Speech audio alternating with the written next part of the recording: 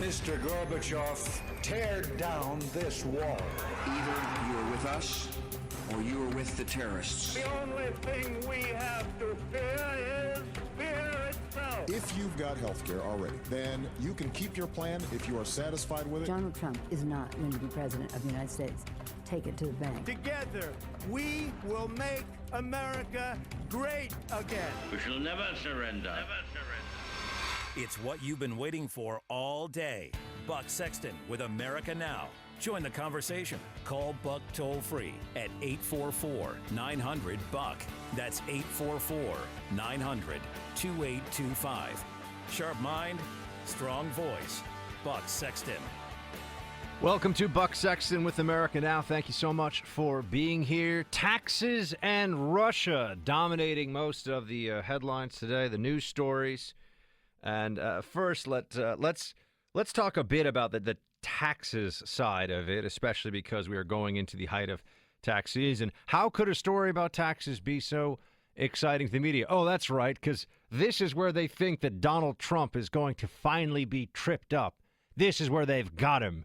Because if you were part of an international Putin-backed conspiracy to throw a U.S. election and become a pawn of the Kremlin, wouldn't you have a line item in your taxes that said Putin payoff?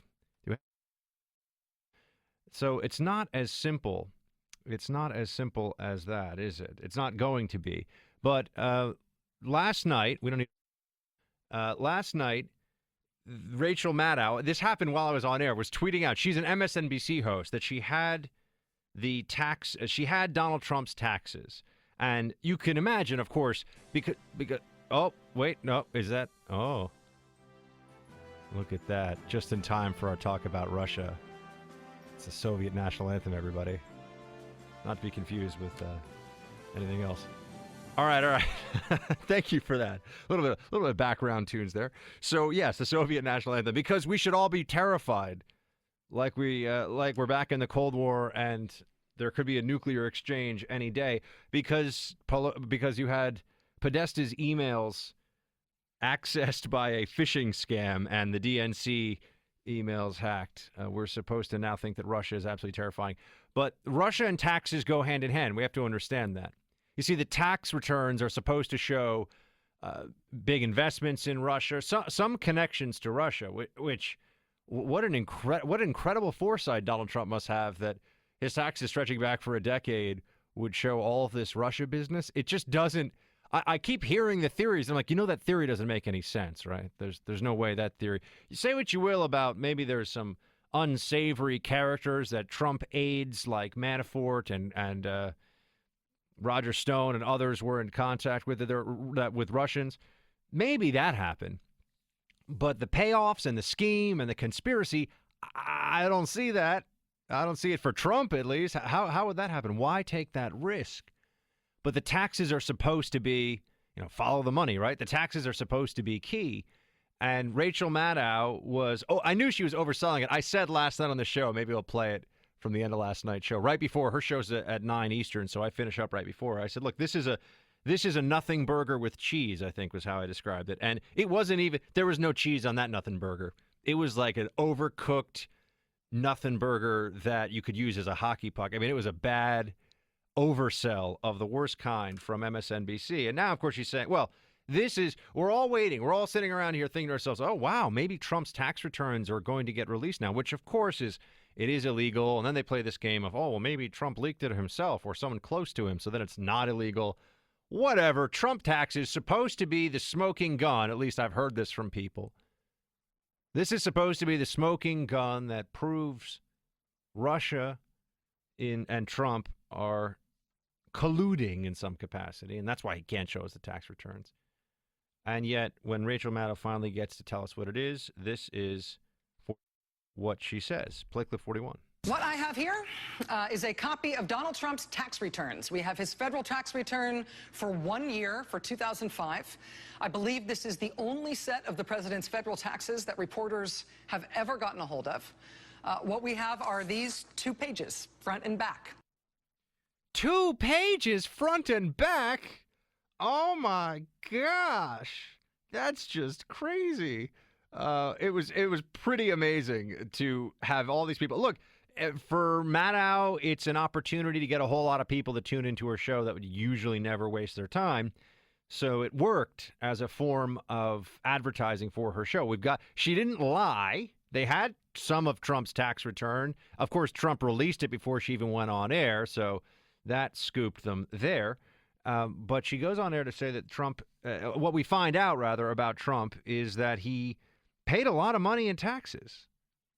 Not only was it a nothing burger in the sense that it didn't hurt the president of the United States, didn't make him look bad, it actually made him look good. I even saw Van Jones over at CNN last night who was saying that this was good for Trump. In fact, my old friend Don Lemon from CNN, he said that he asked the question, how is this not good for Trump? Play clip 44. So let's talk about this. We saw what he made, $150 million, $38 million in taxes. Didn't pay $38 million. That's not okay, true. But go on. How is $36.5 million. Okay, $36.5 million. Still a lot of money for Donald Trump. Yeah, how is it not good for Donald Trump? I should also point out, as we're sitting here and we are always being lectured by the media about how Trump is such a liar, Trump is so bad, he always lies and lies. They tell us that. How many of them are going to go and point out that Hillary Clinton, from her official Twitter account, just like Donald Trump's Twitter account, in the height of the election, wrote the following: Trump has contributed $0 for our military, $0 for Pell Grants to help people afford college, and $0 for our highways. Lie, lie, lie. So those are all Hillary lies. And I know we could do an entire show. In fact, we could do a series of shows. I don't even know. Maybe it'd stretch out for a year on the lies of Hillary and the lies of the Clintons more broadly. But that's why I won't be talked down to in this tone from members of the press who want to say, oh, doesn't it bother you that Trump lies so much? Well, when you're talking about a Trump lie, are you talking about something he said that's inaccurate? And do you find that Hillary, because a lie and inaccuracy are not the same thing, and do you find Hillary Clinton's obvious lies to be as troubling? No, of course not. They can bathe in hypocrisy all day and not have it bother them, but I still want to point it out. It still agitates me. So the taxes were nothing. It was a big nothing burger, and it was just really an effort to get people to tune in to an MSNBC show, because they're now going to position themselves. They're going to be fighting with CNN for anti-Trump, the heart of the anti-Trump resistance on TV. And you even had the journalist who was involved in all this out on TV last night, David K. Johnston. And here's his analysis of what happened with the Trump tax return. Play 43, please. It had two very important words on it: client copy. What does that tell you? Well, it tells me that, first of all, it didn't come from the Internal Revenue Service, which probably got it electronically. It came probably from someone who was given that copy either because they worked in the accounting firm that worked on this. The accounting firm has no comment. Or it was produced in litigation, or was produced for some regulatory proceeding, and somebody had access to it. And I think the reason they probably sent it to me is because I've written so much about negative incomes and how they're used by wealthy people not to pay taxes, and the alternative minimum tax. Do you think it's possible that it was sent to you by the president? Yes. Donald has a long history of now it's that Donald Trump planned all this. You know, at what point does the left start to laugh at itself with all the amazing conspiracies they come up with? I'm just curious. I wonder when we get to say, hold on a minute, they're just asserting unproven theory theory without proof after theory without proof. And they want us to believe that they're the guardians of democracy, that they stand athwart the powerful and hold them to account. The titans of our republic, the truth tellers, the media. I don't think so. Don't buy it. Not buying it. So I was right, as I said last night, right before the show finished up, a huge nothing burger. And it only was so exciting to Democrats and the left because they figured, okay, now we have an opportunity. Now we have a moment to finally put some meat on the bone here. Now we can finally show evidence of how insidious, how evil Donald Trump really is. And then they were able to tell the American... Oh, and of course, the Russia connection. They're all hoping, and some were even suggesting early on, that maybe this is where we see those terrible Russia ties. Well, There's a little problem with that, you see, because there was nothing in there other than Donald Trump making a lot of money and paying a lot of money in taxes. In fact, paying more in taxes than was most recently released by Barack Obama as a percentage of income, I should say. Barack Obama, Bernie Sanders. That's right. The Democrat socialist. He likes to take his tax write-offs, and even NBC News itself. So he pays a lot of money, or he did pay a lot of money that year in taxes. Maybe he, let's just play along for a second. Maybe he did release it himself. Isn't it fascinating that he can just make the media, he wants them to jump, he says jump, and they do so. A nothing burger that we all should have expected. The taxes they're still going to bring it up. They're saying, well, that's only 1 year. Oh, I just as another point to bring up here before I head us off into a break real quickly. Trump wrote off $100 million in losses in 2005, the New York Times says, which is not a problem. This is also, by claiming losses, the New York Times writes, President Trump apparently saved millions in dollars in taxes that he would have otherwise owed. But he took losses, so he does not owe the taxes. This is called complying with the tax code. Now the New York Times is reduced to hypotheticals about taxation and what somebody might owe. Well, if you hadn't given all that money to charity, your taxable income would have been much higher. So really, you're doing something strange here. You're really kind of underhanded. But no, it's A and then B. You take the losses, you put them on, and then you claim them, and this is standard practice for people who are operating as Trump does in business. But they try to make even that seem somehow a problem, an issue. It's called paying your taxes, paying what's owed. They did the same thing with Mitt Romney. He said, I pay what is owed. I pay all the taxes that are owed. And they're like, oh, well, he doesn't pay more than is owed because he's a Grinch. He's terrible. He's so greedy. Well, no. Who does pay? Who pays more than they're owed? All these Democrats don't do it. The ones that want to raise your taxes, they're not off. They can, by the way, just so you know. You can always give the federal government more money if you want to. They'll take it. But this whole tax scandal is a total non-scandal, and yet they will not leave this alone. Now, so we've done it's taxes in Russia today. We've already dealt with taxes.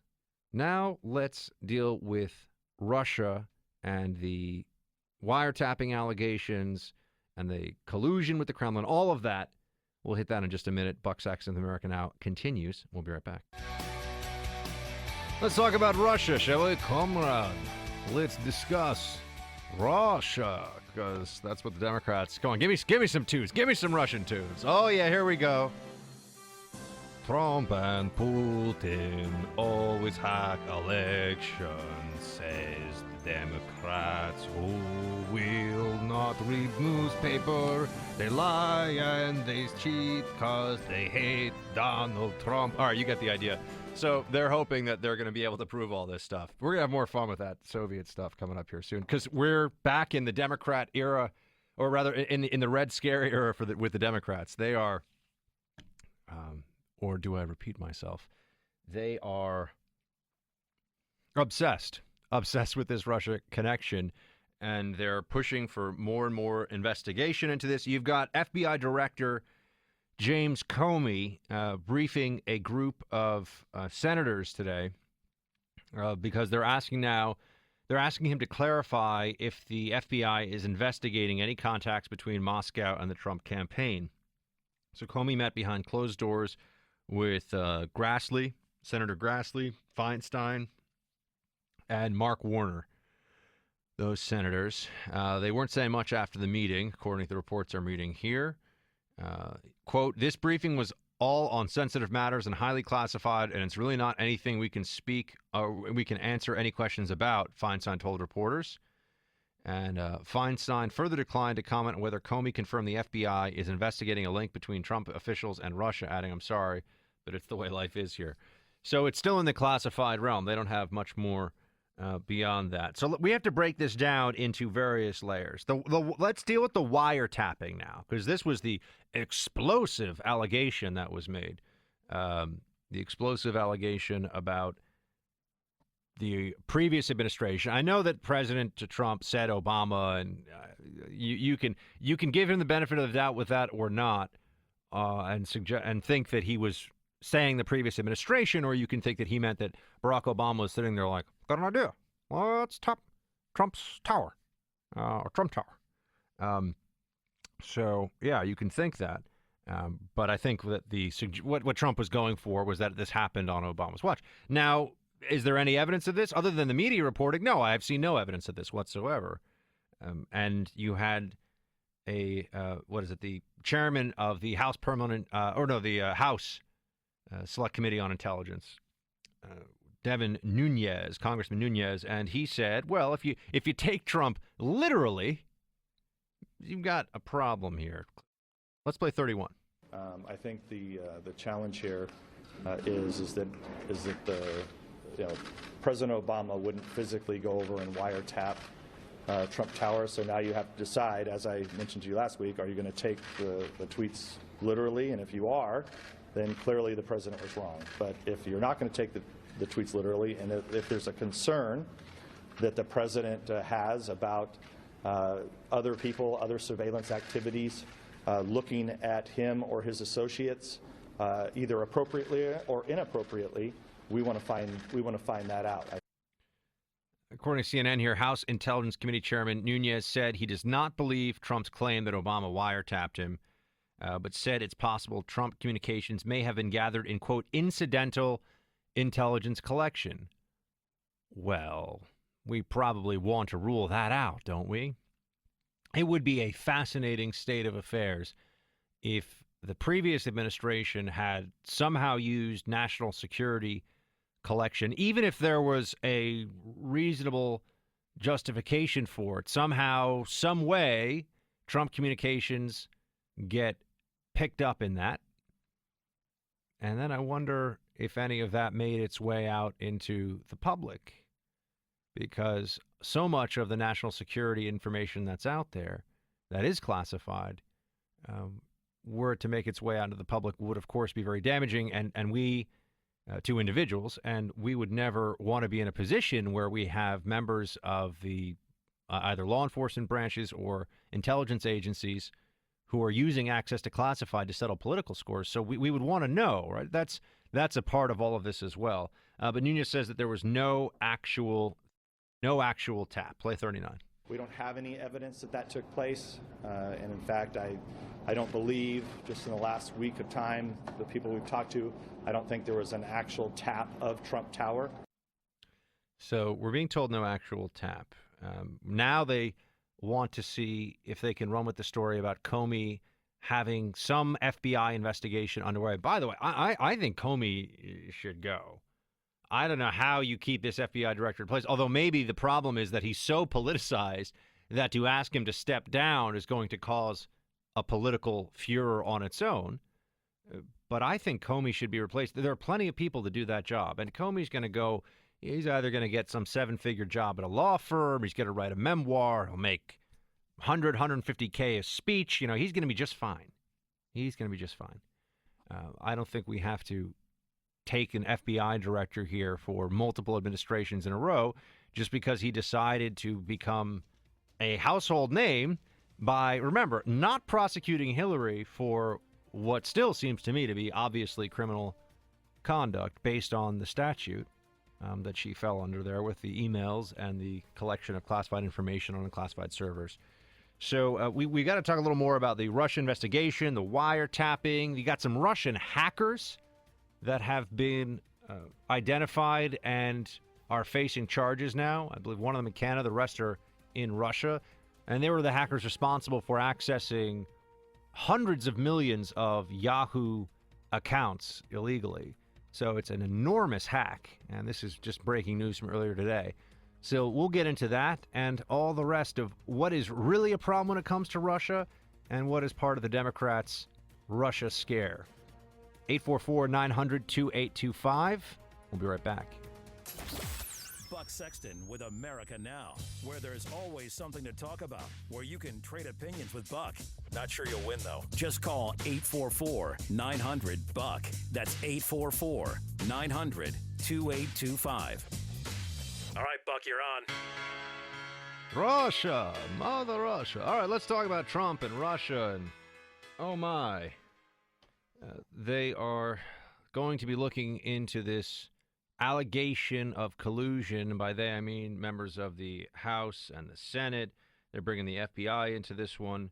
Keep in mind that no matter what investigative techniques are used, no matter how thorough the briefings, no matter how many times we hear that there has been no evidence of collusion provided, none that has surfaced in any case, anywhere, collusion between Trump and Russia, it'll never go away. The narrative is set. This is a conspiracy that will be impossible to disprove for some people, at least. So the day when I'm shown incontrovertible actual evidence on this, I will change my tune. But certainly it hasn't happened yet. And the more that the Trump-Russia conspiracy theorists become shrill and aggressive on this, the more I think they don't have anything.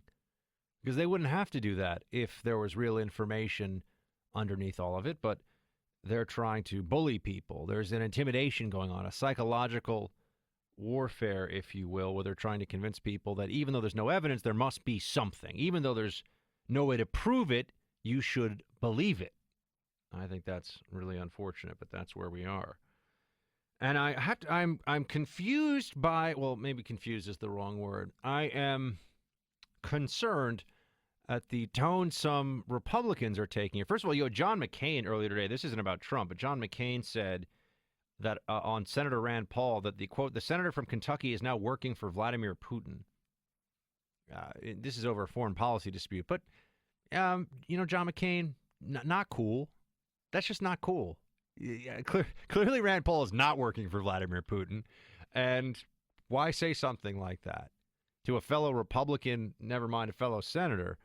And I think, look, I'd love to hear more Rand Paul ideas making their way up to the top of the Republican Party.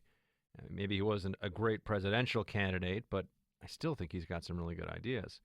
I'd like to get a little more of a libertarian streak going with this Trump administration. I'm a little concerned about the perhaps regressive approach to marijuana, for example, although I know on the list of issues that you and I care about, marijuana is not exactly at the very top. But you got Lindsey Graham out there saying that the FBI's got to respond about all this stuff, including on Trump's unsubstantiated claim. 32. This letter was a pretty simple request.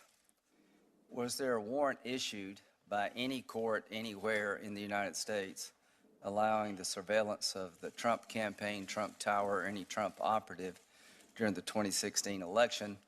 And please provide the information that was used to obtain a warrant. If a warrant was requested and denied, we'd also like to know that. So apparently the FBI has contacted my staff that they will be at some date in the future providing us an answer to this in a classified setting. So does that mean we're never going to get to know? I doubt it, by the way. Let's all understand this, because I am sure of the following. If there was, forget classified, unclassified, I don't care what it is. And I used to have a TS clearance, so I understand classified. If there was information somewhere, I don't care how sensitive it was, and what the risks would be, that really proved what has been alleged for so many months now by the biggest media outlets in the country, many of them, that Donald Trump was working, or his campaign was working hand in hand with the Russians during the campaign. If that was out there, somebody would have leaked it. We would know about it.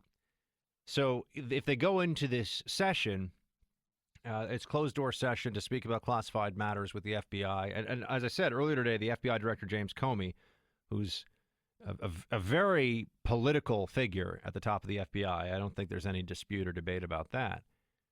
If he told them, if he gave them information that absolutely created or gave that smoking gun data point that we've been wondering if it's ever going to show up, we would know about it.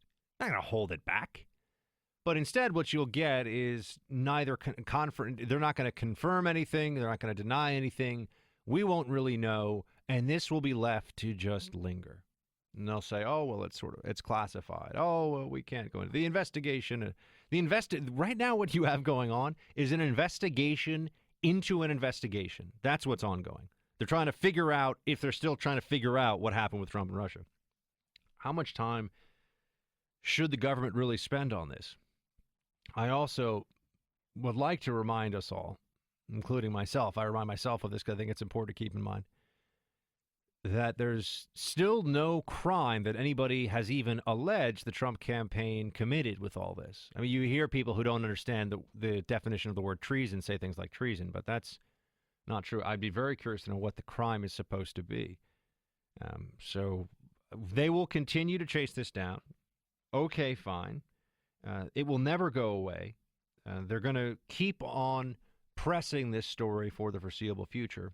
And also, I should just point out that the Russia hacking story that's about Yahoo has nothing to do with Trump. You had a few Russians, including a couple of Russian agents. I read earlier today that they were, here's what we've got. This is from the New York Times, that in a development that can only heighten the distrust between American and Russian authorities on cybersecurity, the Justice Department on Wednesday charged 2 Russian intelligence officers with directing a sweeping criminal conspiracy that broke into 500 million Yahoo accounts in 2014. The Russian government then used the information it obtained from the intelligence officers and 2 others named in the indictment, a Russian hacker and a Kazakh national living in Canada, to focus on foreign officials, business executives, and journalists, federal prosecutors said. Targets included numerous financial executives, executives at an American cloud computing company, an airline official, and even a casino regulator, hey, he's at the crap stable, a regulator in Nevada. This is the real story here, and it's a continuing one, is that the Russians, the Chinese, and others are engaged in the greatest theft of sensitive and classified and commercially advantageous information in the history of mankind continuously. This is, and they're not the only country. There are other countries doing this as well. It's the Russians and the Chinese. These are large countries with a lot of nuclear missiles and advanced cyber capabilities. There are other countries that probably have smaller pockets of some decent hacker capability as well, which they deploy for nefarious purposes. But the interest in this, of course, the reason this is a major news story, a major headline, because other than this, okay, so a couple of some Russian agents hacked into Yahoo. Most people would say, all right, that sounds bad. I don't want my information to get out there and to be used and abused by the Russians. But then you think, oh, whatever happened with wasn't there that OPM hack? How many millions of government employees had their information exposed with that? And you just go down the line with all these massive hacking operations that we can't even calculate what the real long-term damage of this is. And those are the ones you know about, by the way. Those are the ones that get reported on. There are lots of them that either the hackee, instead of the hacker, is that a thing? Let's make that a thing. The hackee, is with the hacky sack is the ball, right? That you kick around, right? Hippies? Yeah, hippies. So the person or the entity that has been hacked, we'll go with that, they may not know. And if they do know, they may not want to come public with it. And if they're a government entity, it could even be classified that they've been hacked, and they don't want to put that information out there. But this is the espionage has changed. Industrial espionage, national security espionage, this has changed. Why would you risk human assets when you can just do this from the safety of a computer in a foreign country? So this is ongoing, but the attention that is given to this is disproportionate to what it normally would be, I think, because Russia, right now, we all need to be scared. Media wants us all to be really scared of Russia, a country that when it was taking off chunks of Ukraine, and a country that when it has been militarily bullying its neighbors, the Obama administration was like, well, let's talk to the EU and maybe we'll get some sanctions going. It's no big deal. Everyone needs to calm down. Didn't want to give any lethal aid to Ukraine to battle back against the Russian insurgents in eastern Ukraine. That they didn't want that to happen. Now we're supposed to be scared. Now it changes all of a sudden. Russia is a national security threat. When, as I've said before, Bill Clinton was getting paid $500,000 by a Russian bank with ties directly to the top of the Kremlin to give a speech while his wife was at the head of the U.S. State Department making a determination on Russian control and sale of American uranium, then we weren't being told how scary Russia was. This is a new phenomenon because Hillary lost the election. What convenient and interesting timing. And individuals I see in the media who have been yelling for years about how Republicans are either chicken hawks, they say they talk tough, they don't want to do anything, or they just want to bomb everybody and we shouldn't do the things they say we should do. Now with Russia, it sounds like they want to roll up their sleeves and throw down. And it's not because of cyber hacking of Yahoo. It's not because of Putin's authoritarianism or the seizure of Crimea, the meddling in eastern Ukraine, or even the brutal Russian intervention in Syria on behalf of the Assad regime. That is not what gets liberals exercised. That's not what gets them fired up in this country. No, it's the belief they have, because it keeps them safe and warm at night to think that this is true, the belief that Russia handed Donald Trump the election, and all of the present ills they face, all the terrible things they have to deal with, walking around and seeing the smiles on the faces of those who wear Make America Great Again hats. It's all the fault of Trump and the Russians. And so that's why they won't let this go. It's not about our national security. If they want to have a serious conversation about the threat of hacking and industrial, economic, and national security espionage, great. But that's been going on for quite a while. And Podesta and the DNC's emails are barely a blip on the screen if we're going to look at what really matters and what the digital information casualties are from this ongoing hacking war. And it's a war that, unfortunately, we're the ones that have the secrets to steal. It's part of the problem.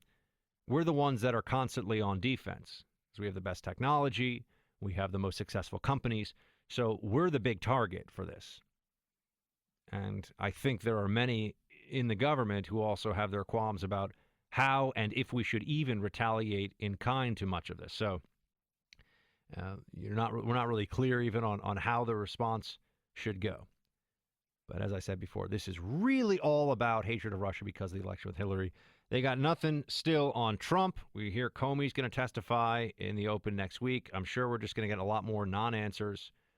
And they're saying there's no wiretap. Okay, if there's no wiretap, I wish the McClatchy, the New York Times, and the Guardian would have gotten it straight, because they were reporting on surveillance and counterintelligence investigations against Trump associates for months, and nobody said boo-hoo about any of that.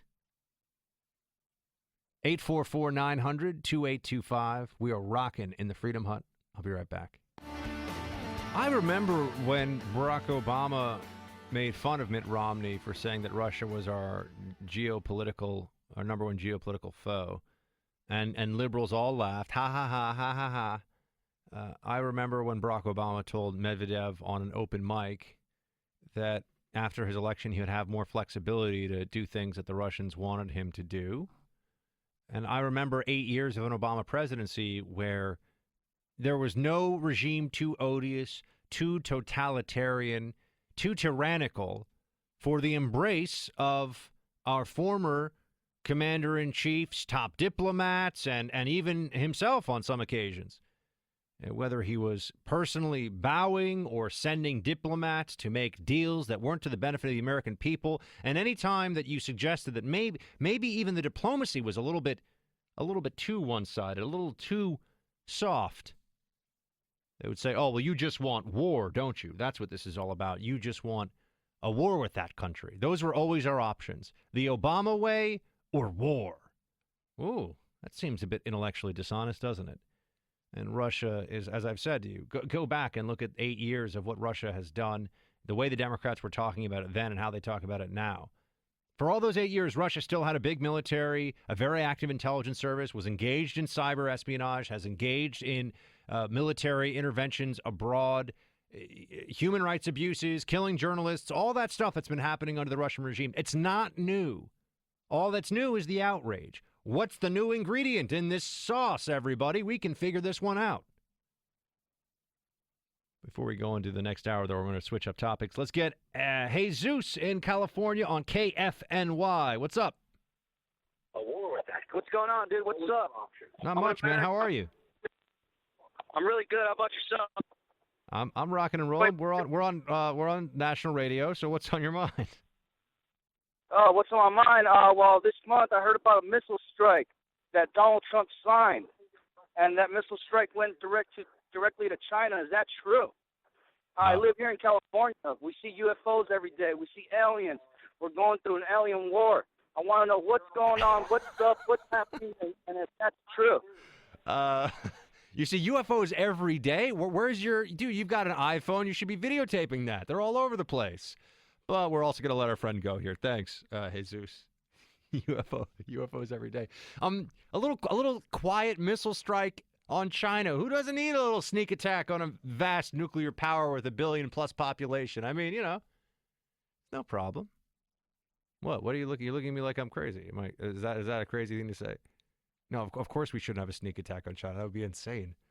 I like that though. It's a missile strike on China. I don't know how that guy got through the gauntlet here, but he did somehow, and didn't really have much to say. The UFOs, I don't know. People always used to ask me when I was in the CIA. I had to laugh about this. So I'm a CIA analyst. I'm covering Iraq and Afghanistan, and I would get. People would ask me, what can you tell us? Well, first of all, the JFK assassination thing. I'm like, do you think that there's some awesome file the CIA has somewhere that's like only CIA people get to read this? If it was that cool, somebody would have talked about it on the outside. But also on Roswell and Area 54, right? 50. Wait, which one? Is it 56? That's 51. 51. Sorry, our hand signals with the team in here were off there for a second. Rather, my reading of them, my eyes. I'm getting old.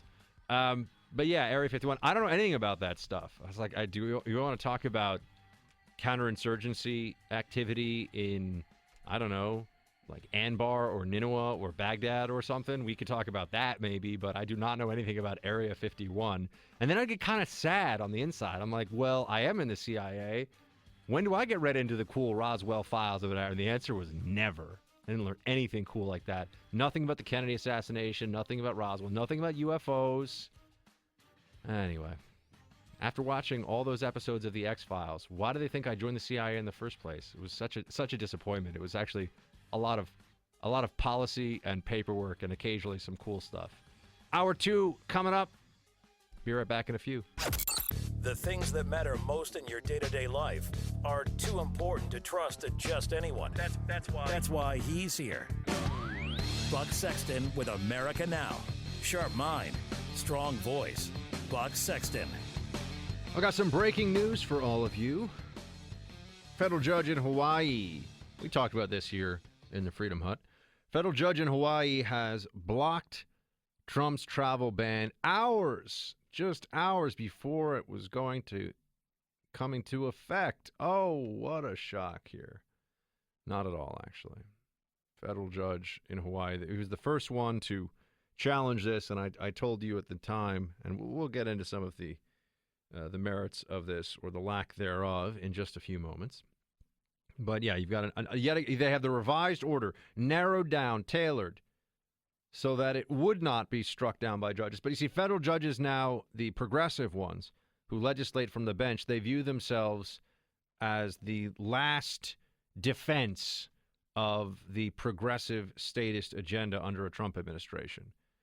They are now the ones that are in a position to always prevent President Trump from enacting his policy.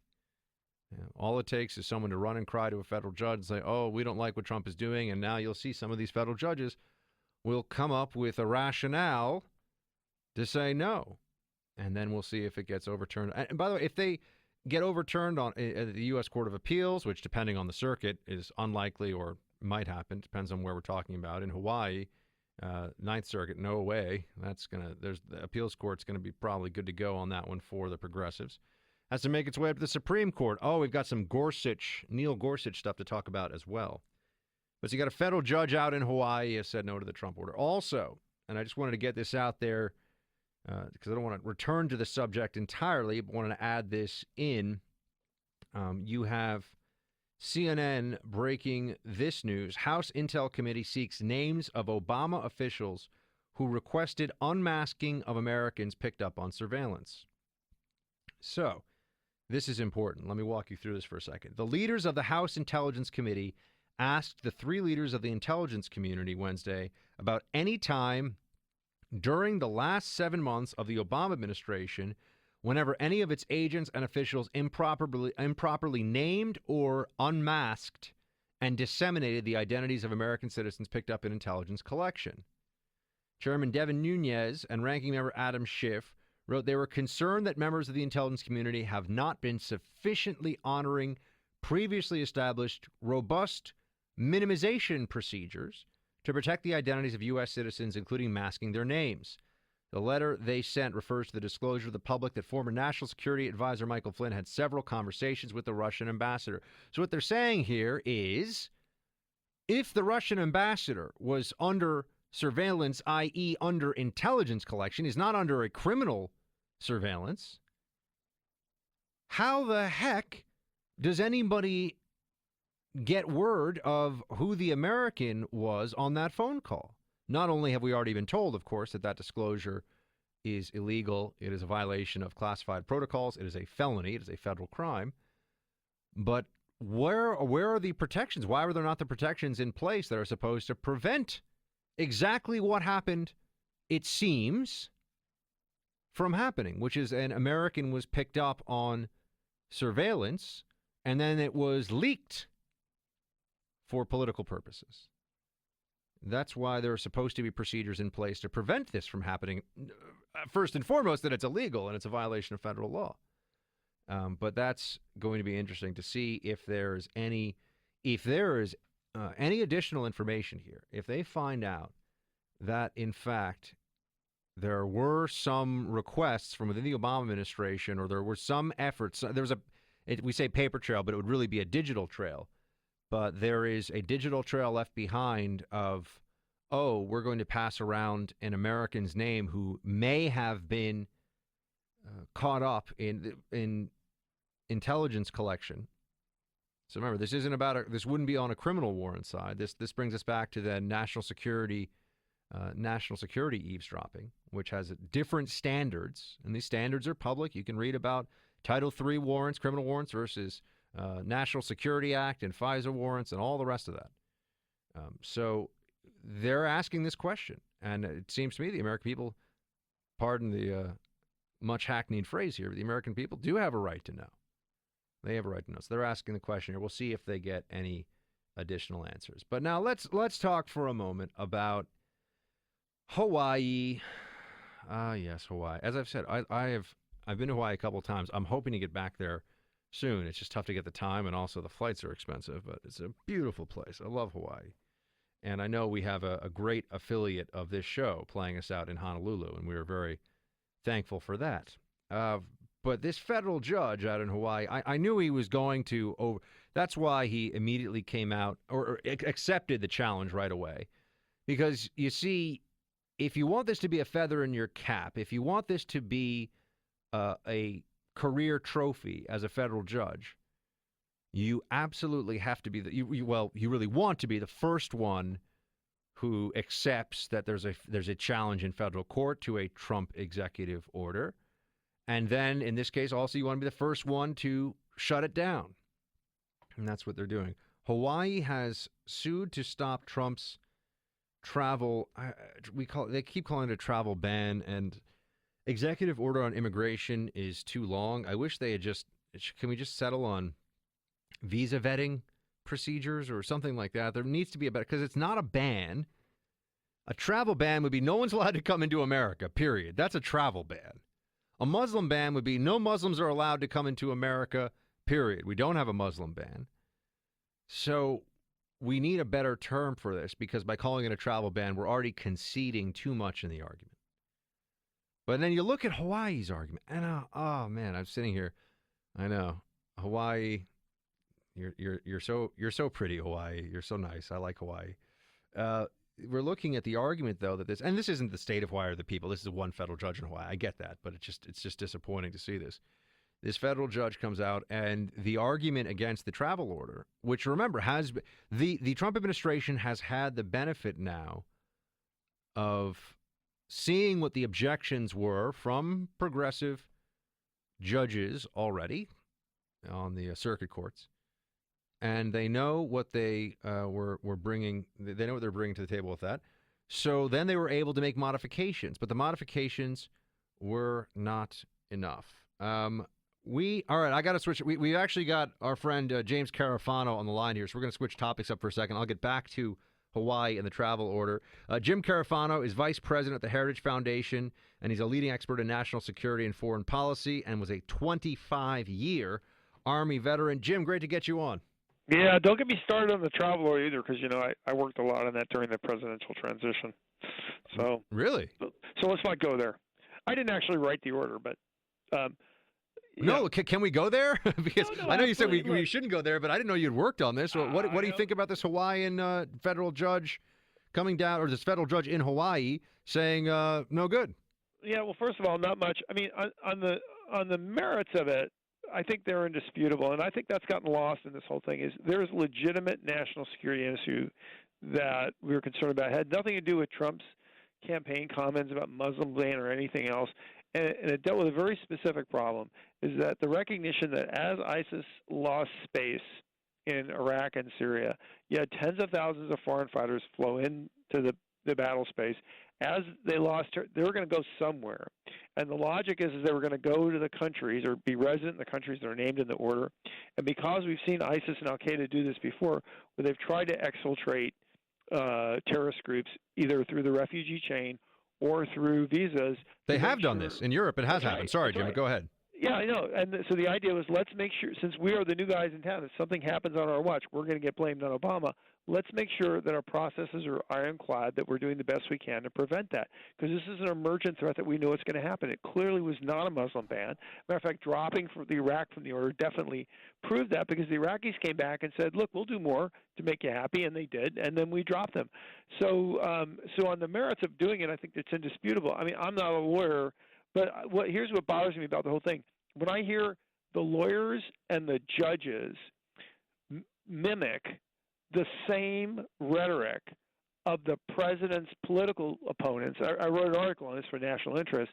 It's very, very difficult to argue that this is just not partisan politics through the court and lawfare, and it's not about legitimate, legitimate adjudication of law. Period. So that's what I think. I have to say that when you read the objection, I mean, Hawaii is saying that because there is a temporary limitation on visas and refugees from Somalia, Yemen, we go down the list, Iran, that it's really going to hurt their schools and their tourism industry. I don't think a lot of Somalis and Yemenis and Iranians and the rest of the countries on this list, I don't think they're making up a large portion of tourists to Hawaii. It just seems like a completely disingenuous argument. And I mean, and even if that were true, I mean, if you read the base language of the law, it's irrelevant. I mean, the president has the power to do this in the name of national security. If people are inconvenienced, tough. I mean, does anybody remember the imposition that we put on students after 9/11 when we revamped the student visa process? It was monumental. And if President Bush could do that, which affected students all over the country, and in many ways put the entire academic industry on its ear, because all of a sudden you couldn't get foreign students here. So if that was legal, how could that be legal? And a ban which come on, can only incidentally affect Hawaii. How could that be an imposition on the state which trumps, no pun intended, national security concerns? To me, it makes no sense on its face. But that's we'll see how it plays out in courts. But my money's on the administration on this one. What do you think about the whole Russia-Trump dust-up? I know there's so much going on, but there's been a lot of stories about it today. Where do you come down on all that, Jim? I think it's all just smoke. I mean, not that I write a lot of, maybe I do write a lot of articles for national interest, but I've been writing a lot of these articles lately, kind of, explaining Trumpism, because what you hear out there is just there's so much noise, and I think the Russia stuff from the perspective of this administration is complete and utter noise. The notion that somehow there's a collusion or movement in this administration to kind of turn the world over to the Russians, I think it's just fatuous on its face. And I say that based on basically having worked with these guys since the convention. Not in a partisan way, because I don't do campaign stuff, but working with these people throughout the transition. So if there's a secret cabal somewhere that's turning over, okay, maybe, but I sure haven't seen any evidence. And to me, the most stunning one is, remember when the Washington Post came out with their expose, and they said, well, Sessions met with the Russian ambassador twice. I organized one of those meetings because our group, the Heritage Foundation, we organized the education program for the ambassadors, the Republican Convention, because it's a nonprofit, nonpartisan activity. And that event included about 60 ambassadors and about 100 people. And the meeting with the Russian ambassador was the Russian ambassador standing in line, waiting for his turn to talk to Senator Sessions. And when they talked, and I don't even think Sessions knew that the Russian ambassador was going to be there, when they talked, it was in the presence of about a half a dozen people who were standing around waiting for their turn to talk to Sessions. So to count that as a meeting or anything other than an incidental contact, I think is just... it's a bad place to plot the overthrow of the U.S. election. I think that's fair to say.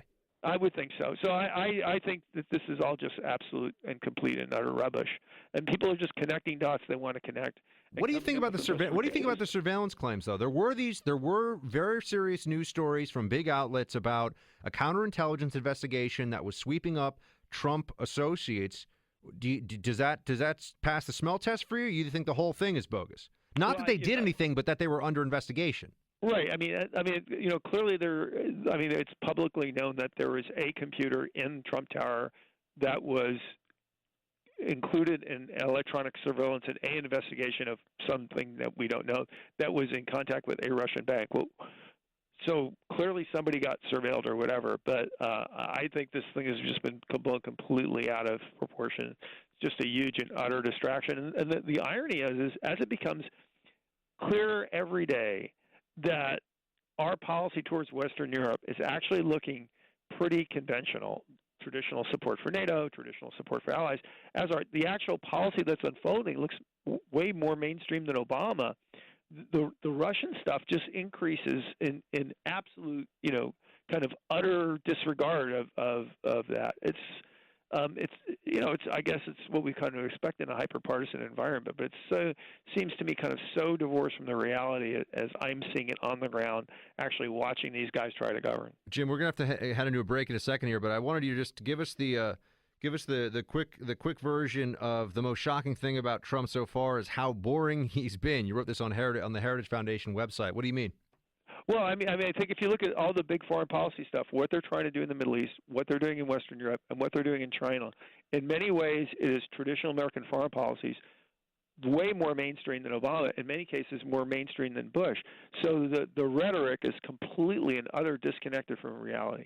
And haven't some of the NATO allies already said, yeah, we're gonna spend a little more money on our defense because we're obligated to do so? I've been seeing that. I would think that's a diplomatic win, but he doesn't get much credit for that. No, it's absolutely true. Ironically, Trump's actually gotten people to deliver on something that American presidents have been talking about for decades, which is other countries need to spend more. And ironically, they are spending more. Now, to be fair to them, they're spending more, not just because Donald Trump said so, because they're really worried about the Russians. And then they look and turn around and see Trump's promise to spend more and make sure we have a more capable military in Europe, and they're matching us. Jim Carafano is vice president of the Heritage Foundation. He is at JJ Carafano on Twitter, and check out his pieces on the national interest. Jim, thanks for making the time. Great to have you on. Anytime, brother. You too, man. 844-900-2825. Team Buck, light up those lines. We will be right back. So this federal judge in Hawaii, which, of course, as we know, falls under the Ninth Circuit as well. What a shock that we're getting challenges in the Ninth. So this is where the challenges are happening. Oh, the Ninth Circuit. Oh, let's go to the Ninth Circuit. And I'll get more into that in a second. We'll have a frank discussion about what is deep state, what is the bureaucracy, and how much truth is there that there has been a progressive takeover of the latter. and how many progressives are really a part of the former. Is there even a deep state worthy of the name? It's a question that we should address. But you go back to this federal judge for a second, Hawaii. They're saying, the New York Times actually tells us a lot of what the leftist mentality is here, because they say that this is, quote, "This order brings back memories for a lot of people here," Mr. Chin said, who's a Democrat, who's a state attorney general there. He said, "Anytime you have an executive order or some government decision that's calling out people by their nation of origin or by religion, we've got to be a check against that." He's not able to read the text of the law and interpret it in plain English, it seems. It's very straightforward. In no way does it discriminate on the basis of religion. There are people who live in some of these countries who are not, in fact, Muslim that would also be covered in the ban because it's a nation of origin limitation on travel. That's what we should call it. It is not a ban. It is not permanent. It's certainly not a Muslim ban. They removed Iraq from it, as Jim Carafano from Heritage just pointed out, and I've mentioned before on the show. So they're willing to try and be reasonable about this. And Jim made an essential point that I wish more people out there with platforms would pay attention to, and that is, yeah, okay, Trump is taking this position now early on in his presidency because he understands that given the indicators of the Islamic State and the displacement of fighters that's occurring because of the ongoing battle for Mosul, as well as in Iraq, as well as Raqqa in Syria, given that reality and the infiltration of Europe that has occurred in the past for terrorist activity by jihadists using refugee flows, and given the prevalence of terrorism in some countries and the refugees fleeing from those countries as well, this is an opening a vulnerability. Trump would be derelict in his duty as commander-in-chief if he did not pay attention to this. And he will get the full blame, of course, for this.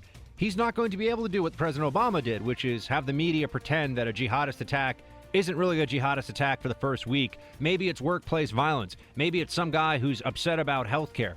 He doesn't have the benefit of the media playing that game for him. He will get the blame. So he's trying to take action, and these activist federal judges are stopping him.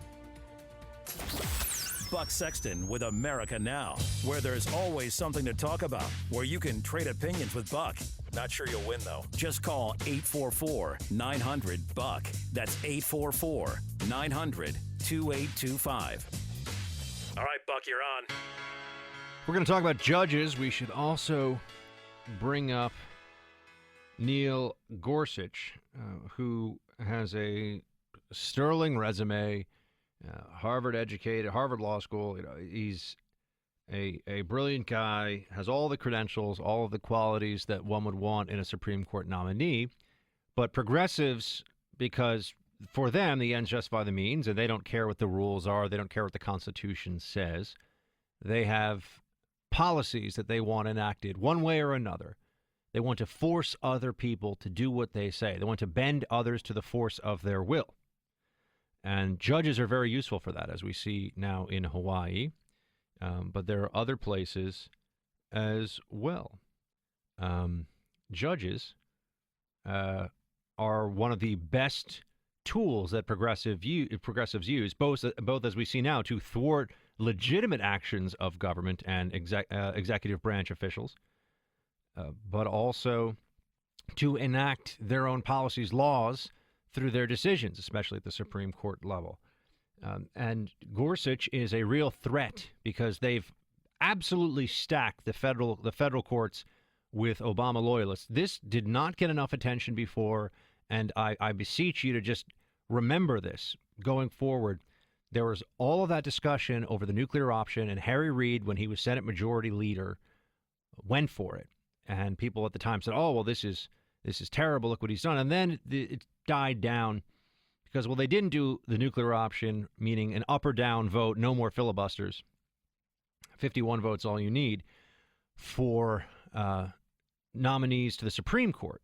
There you could still filibuster. But they did it for lower federal courts. And that then cleared the way to just pack the courts with Obama loyalists, progressive leftists, those who believe in a living constitution, which is just a fancy way of saying the Constitution says whatever I want it to say, or I will come up with an interpretation of it that suits my policy preferences, even if the plain language does not state that. It's a great philosophy to have if you just want to get your way all the time. It's the judicial equivalent of because I said so. So that's what you have. And that happened, and these are lifetime appointments. You have a lot of federal judges now that were put in place specifically to help protect the Obama progressive agenda of 8 years and also perpetuate it in the future. I'm pretty sure, by the way, this judge out in Hawaii that has issued this ruling is an Obama appointee, for example.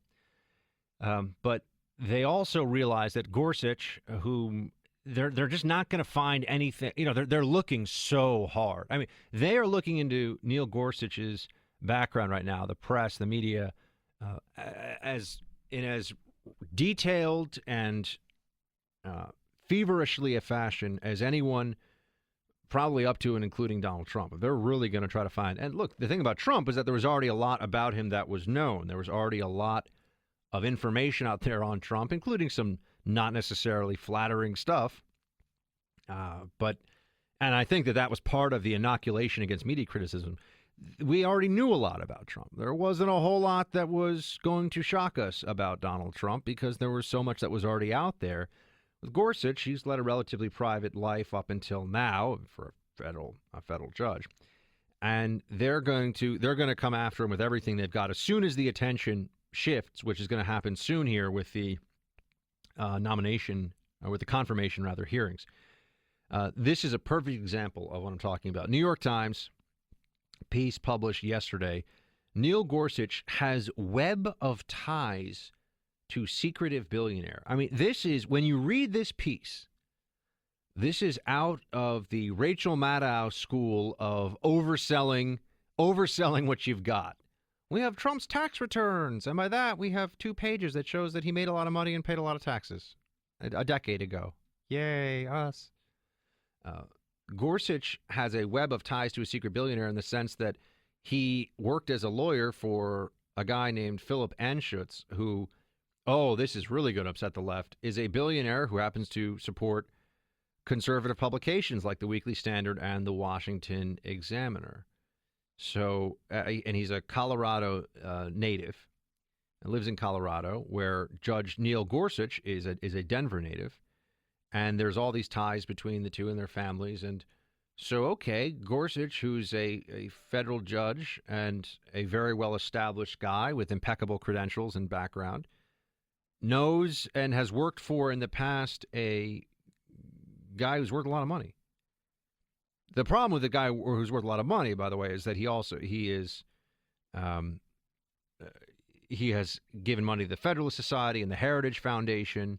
So he's along the line. They're going to create, by the way, you're going to hear a lot more, I would think, about Mr. Anschutz, the billionaire, because he is going to become what the Koch brothers were under the Bush and the Obama administration too. But the Koch brothers became the new Halliburton, which was the wealthy Republican monocle and top hat wearing bad guys that just want to steamroll the poor, bomb foreign countries, and run away with their crony capitalist ways or whatever. I mean, this is the caricature that's created by the left of these people, because you need those who are mobilized for progressive causes, who tend not to be particularly well informed. And I'm being very polite, and I'm in a generous mood today. I don't know why.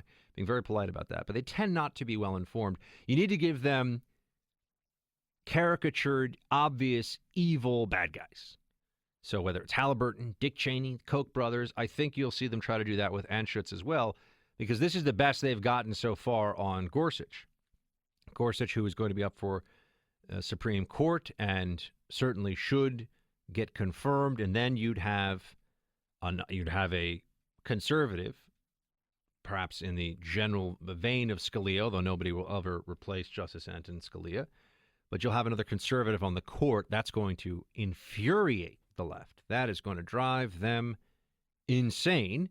And so they're scrambling now to find something. And that's how you get a piece in a otherwise allegedly serious newspaper like the New York Times that Gorsuch has a web of ties to secretive billionaires. By that, I think they mean has family connections to and has known a guy who's worth a lot of money and gives a lot of money to conservative causes, charitable causes. And he's a billionaire. Okay. So what? I mean, we've got a billionaire as the president right now. Who cares?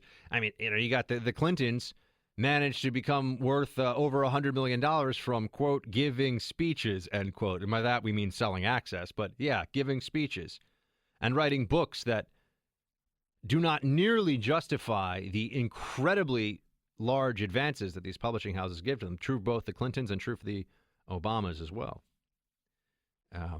But they write pieces. They're going to write pieces about Gorsuch. They're going to create, I think, they're going to try at least to create a villain out of Anschutz. And all they have to do to create a villain is just say, well, he's really rich and he supports Republican stuff, like the Koch brothers, and then just say that anything that they don't like, it must be funded by just the way the Koch brothers became. The Koch brothers almost became a slur for the left. Oh, it's a Koch brothers funded.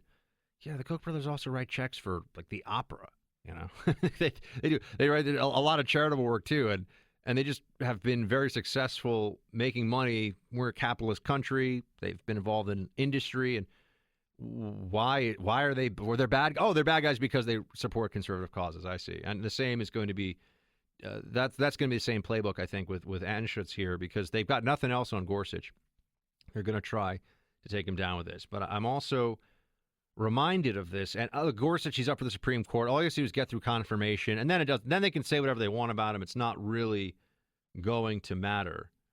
But keep in mind that as we look going forward at the way the left treats people that are important to conservatism, I don't think this gets enough attention. The left takes care of its own. The Democrats take care of their own.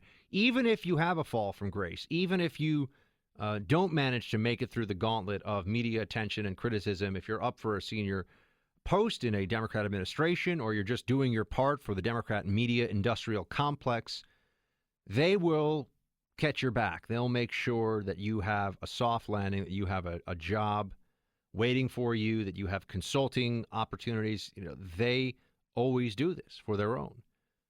And I don't know. I've been reading about this, and I can't verify 100% whether this is a little bit of whining or this is all totally true. But I did think about it. I saw this former governor of North Carolina, Pat McCrory, said recently in an interview that because he was the bathroom bill guy, quote, "The bill has impacted me to this day, even after I left office. People are reluctant to hire me because, oh my gosh, he's a bigot, which is the last thing I am," end quote.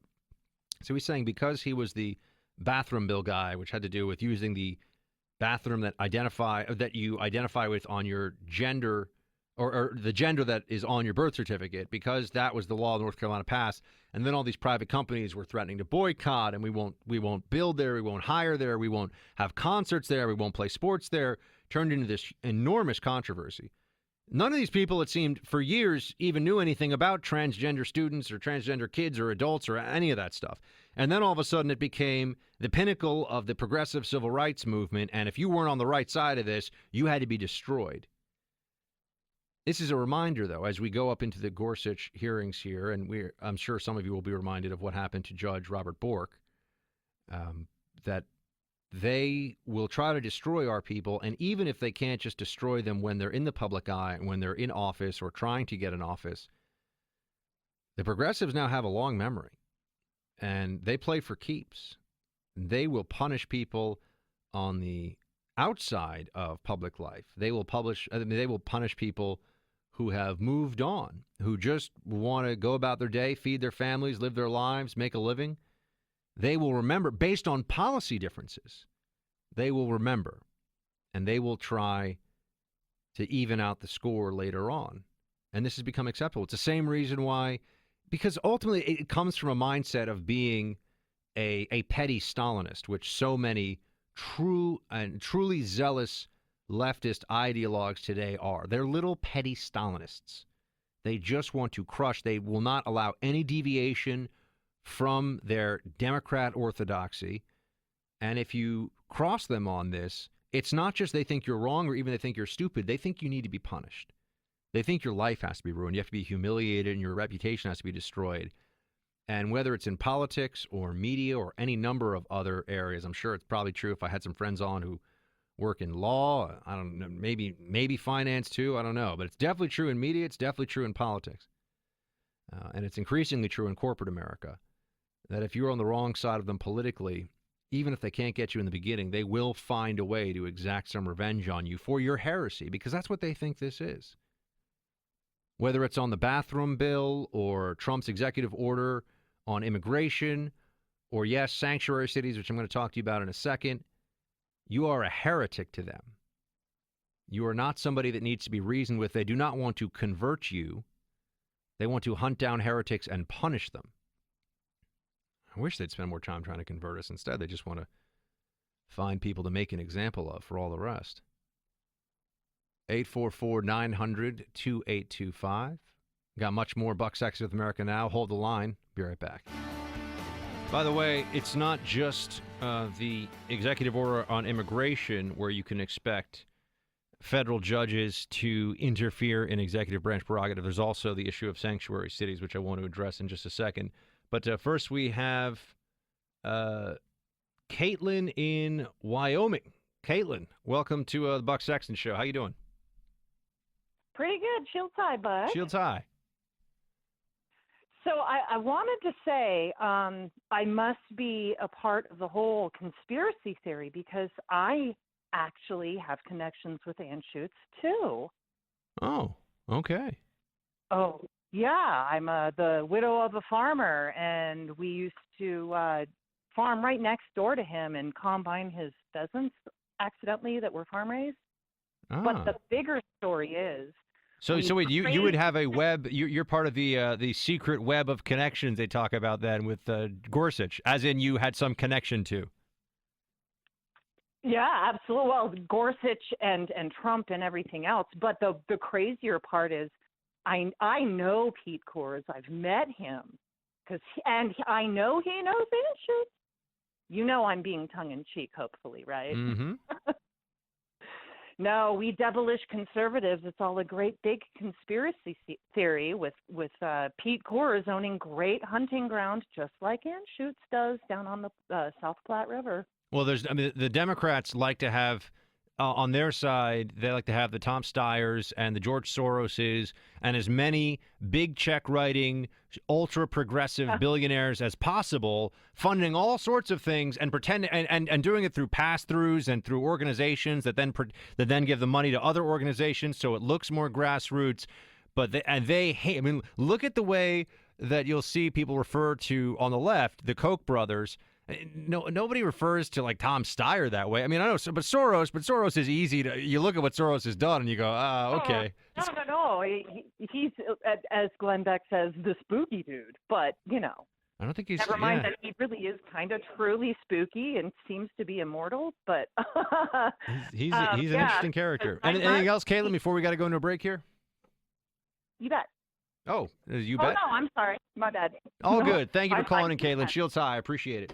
So I wanted to touch on, we might have to come back to it because I didn't really time this out perfectly. It happens. A live show. What can you do? Sanctuary cities, though. That's another place where there's an expectation that judges, this is in San Francisco today, the city attorney, Dennis Herrera, argued that a district court, federal court, should prevent Mr. Trump from even trying to enforce his order. This is now on sanctuary cities. This is now on immigration policy. And this city attorney in San Francisco is saying that the city budget relies on federal funding, and San Francisco could not develop a realistic spending plan under a cloud of uncertainty and a budgetary sword of Damocles. Well, I like the Greek mythology reference. This argument is garbage. This is another time where they're running to a federal judge to overturn an executive decision, a decision by the President of the United States that is clearly within his authority. And once again, they seem to believe in San Francisco and in other cities Remember, they're the sanctuary cities that this is now a function of political life and death, meaning everybody in elected office in the city of New York, L.A., San Francisco, a bunch of other cities, those are the first ones that come to mind. Those are the biggest ones. If they're not pro-illegal immigrant, if they're not pro-sanctuary city, their career's over. They're done. They're out of office. So you're not going to see any budging on that issue at all. They're not going to move an inch. It's a lot of the other places that Trump will probably first exert some pressure, which are those cities that believe that they could get sued by the ACLU or some other group if they're not sanctuary cities, so they just go along, but they're not politically overtaken by illegal immigrant partisanship. But this fight that is looming between the Trump administration and these sanctuary cities is going to get really heated really quickly because you're going to have federal judges who are saying, well, the city where I find my, I got to come back to this. Buck Sexton with America Now, where there's always something to talk about, where you can trade opinions with Buck. Not sure you'll win, though. Just call 844-900-BUCK. That's 844-900-2825. All right, Buck, you're on. Welcome back, Team Buck. We are joined by Caitlin Collins. She is the Daily Caller's White House correspondent. That's right. She is in the White House press corps hanging out with all of them, getting us all the deets, all the details. Caitlin, great to have you. Did you just have a little bit of a southern accent when you said my name? Did I? Did that just slip in there? I do declare. I think you said Caitlin Collins. Caitlin, did I? No, I did. No way. Oh, heavens. Caitlin, good to have you on. Thank you so much. Where you went to school? Did you go to? I don't want to guess because I guessed the wrong one. Which southern school did you go to? I went to the University of Alabama, the only school. That's what I was just making sure. The only school in the South that anybody needs to know about, and that was the one I thought you went to, and that's the one you went to. All right, good. So tell us about all the latest in the life and times of Caitlin Collins, White House correspondent for the Daily Caller. You're there in the White House where all this craziness is going on. What's going on? Well, it is crazy as usual. Donald Trump just took the stage literally seconds ago in Nashville, Tennessee for his campaign rally. He's campaigning even though he just won the presidency, a few months ago. This is his second rally since he's been sworn in, and he has a third one scheduled in Kentucky next week. And obviously we're expecting him to talk about health care tonight because that is the big bill that Republicans are trying to push through. And what are you hearing about the state of play between various members of the House, the GOP members of the House and the Senate, and the White House? Are they going to get on the same sheet of music here? There's been a lot of consternation early on about this bill. It's not good. They're definitely not on the same page. There's a lot of speculation and criticism coming from senators and Congress members, and then the White House is saying that they're behind this bill 100%. They're supporting Paul Ryan. But we've seen a lot of differences of opinion this week. It doesn't seem like a bill that anyone can agree on, even Republicans. They're not really happy with it. A lot of people don't think it's conservative enough. The moderates don't think that it has, enough stipulations for Medicare and Medicaid. And it's a bill that really no one is pleased with except maybe Paul Ryan, and we're not even sure about him. Now, the big promise that might be happening as we speak out in Michigan has to do with fuel efficiency standards from the Obama administration. What is the promise going to be here, as we are told? Yeah, so today, as Donald Trump addressed automakers in Michigan, he promised to roll back the fuel efficiency standards that were imposed by the Obama administration through an executive order. And he also said that he would reenact the midterm review, which is basically when the administration takes a look at the fuel efficiency standards and sees that they need to be weaker, if, they're stifling the economy, which is what Donald Trump thinks. So it's good news for automakers. It's something they're very pleased to hear. That he just verbally said it today. He hasn't actually signed anything, but we'll see how that goes. There was another piece, I think it was in Politico today, by the way, about how the White House is this cryptic, terrifying place where staffers are afraid to use social media, are worried their phones are bugged or being monitored, their work phones. And there's all of this cloak and dagger, behind closed doors, oh my gosh, am I going to be the next one who's booted out stuff? Do you pick up on any? I mean, I've read so many of these pieces about the White House in disarray, a White House that's run with an iron fist, a White House where everyone's terrified. they don't seem terrified. What do you make of all that? I don't know if you saw this Politico piece or even know what I'm talking about, but Politico wrote something about it. Yeah. I did see it. I mean, you're there in the White House. Is everyone afraid to talk to you? Well, it said that, they were staffers, when they go home at night, they turn their work phones off and put them in a drawer because they're worried somebody is bugging their phone. So there's definitely a lot of paranoia happening in the White House right now. Do you think that's really happening though? I mean, first of all, that would be illegal. you can't turn on somebody's phone without their knowledge and just record them all the time. That's not good. I definitely don't know if it's happening. I can't say for sure, of course. But staffers don't seem that paranoid when they're interacting with the press. I don't see Sean Spicer, getting his phone tapped or being concerned about it. But you never know. I mean, Donald Trump, the president himself, is clearly paranoid and worried that people are tapping his phone. So that may have spread throughout his staff. I mean, that where there's smoke, there's fire typically. So that report could have some substance. Now, you are one of the new kids on the block, so to speak, in the West Wing. A Daily Caller, I know, is credentialed, and you get to sit there. I've seen you during some of the briefings. Great stuff, by the way. I've seen you in the West Wing, and there are some other long-time established outlets like the Associated Press and many others that have been speaking out about how they feel like, well, they just don't like it. It's unfair. How is that atmosphere coming along? Is there a palpable resentment towards the less anti-Trump outlets in the room, or are things mellowing out and everyone kind of realizes that, they're going to get to ask, it's a long presidency and they're going to get plenty of time to ask questions? It's actually very interesting. It can definitely be a little tense at sometimes between reporters because these are people who were very cozy with Barack Obama and Josh Earnest, and they were very used to their access and getting a certain question on a certain day all the time. And now that Sean Spicer is in the room and he's calling on reporters, he's not always calling on the people who've been called on. And I think once people are used to that privilege and they're comfortable with it, it really makes them hurt when it gets taken away and they're being treated like everyone else. But I think it's good. I think it's good to shake up the press room. I think it's good to ask questions from a variety of reporters, not just on the right, not just on the left, but all across the spectrum. So I think that Sean Spicer is one of the aspects of his job that he's really good at is calling on multiple reporters. Now, is he you think he's growing into the job a bit? Is he becoming more comfortable? I saw him make a joke about moving the podium towards reporters. I think that's great. It seems to me that he's, but from what I can see from afar, I'm just watching it on TV and mostly clips of it now, but he seems like he's loosening it up and doing a better, or at least more comfortable dealing with that room of predominantly anti-Trump journalists. Do you see the same thing with Spicer? And what about the rest of the communications team? I'm not sure if he's getting more comfortable. I think he's getting a little bit more comfortable in the room, but it is a very tense room. He has a very difficult job. I think people often underestimate how hard it is to speak for a president, especially a president like Donald Trump, who very clearly has his own voice.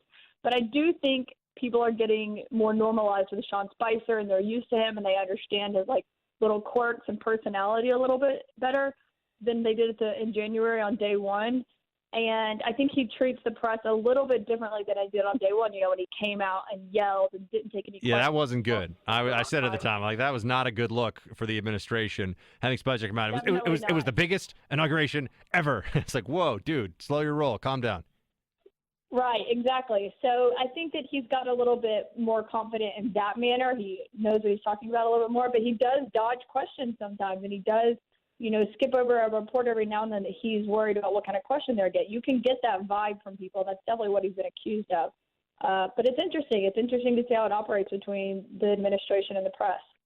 What do you think what are the next major initiatives, or what can we expect from the administration in the next couple of days, either based on what they're telling you officially or what you're hearing from your sources?